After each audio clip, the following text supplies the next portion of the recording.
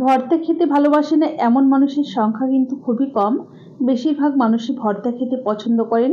মুখে রুচি না থাকলেও কিন্তু এরকম ধরনের ভর্তা বানিয়ে খেলে মুখে রুচিও ফিরে আসে, খেতে দারুণ টেস্টি হয়।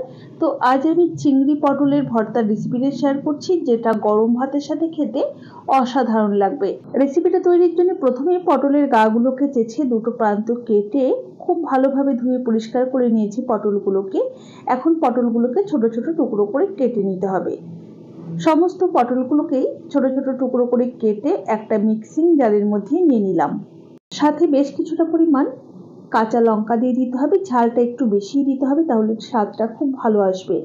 আর এখানে 15 থেকে 17টার মতো চিংড়ি মাছ আমার কাছে ছিল, সেটা দিয়ে দিলাম। চিংড়ি মাছের খোসাটা ছাড়ানো ছিল। আর কয়েক কোয়া রসুন দিয়ে একটা মিহি পেস্ট আমি বানিয়ে নিলাম।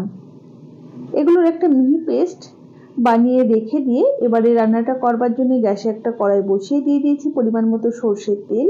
তেল গরম হয়ে গেলে দুটো শুকনো লঙ্কাকে ছোট ছোট টুকরো করে কেটে নিয়ে সেটা দিয়েছি, সাথে অল্প একটু কালো জিরে ফোড়ন দিয়ে খুব সুন্দর করে নাড়াচাড়া করে কয়েক সেকেন্ড সময় নিয়ে ভেজে নিয়েছি। এখন দিয়ে দিচ্ছি বেশ কিছুটা পরিমাণ থেতো করে নেওয়া রসুন।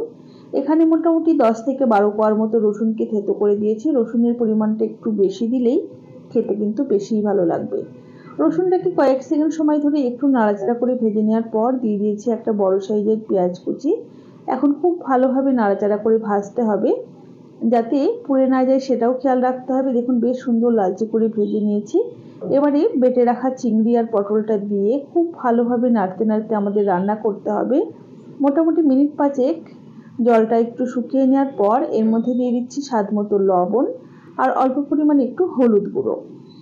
লবণ আর হলুদ গুঁড়োটা দিয়ে নাড়াচাড়া করতে করতে পটলের জলটা শুকিয়ে যাওয়া পর্যন্ত রান্না করতে হবে। গ্যাসের ফ্লেমটা মিডিয়ামে রাখতে হবে।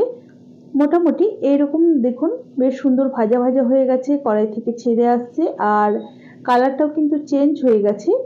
এরকম সময় পর্যন্ত কিন্তু পটলটাকে রান্না করতে হবে। তৈরি হয়ে গেছে আমাদের দারুণ সুস্বাদু চিংড়ি পটলের ভর্তা। রেসিপি কেমন লাগলো অবশ্যই জানাবেন। ভালো লাগলে একটা লাইক করবেন আর বন্ধুদের সাথে প্রচুর প্রচুর শেয়ার করবেন।